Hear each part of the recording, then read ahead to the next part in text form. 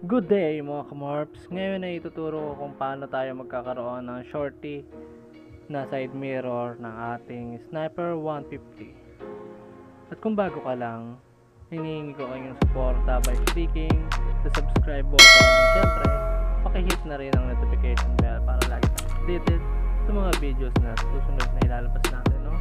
So ngayon, ituturo ko na sa inyo kung paano magiging shorty o magiging ganito ang itsura ng inyong mga side mirror. Tara, simulan na natin.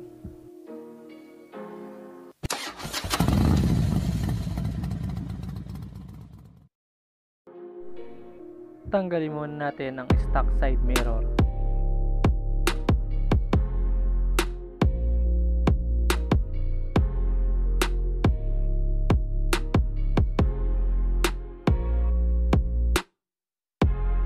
Ngayon, ihanda na natin ang mga kailangan natin, kagaya na itong mga bolts at yung mismong spacer natin. At sundin nyo lang ang mga gagawin ko.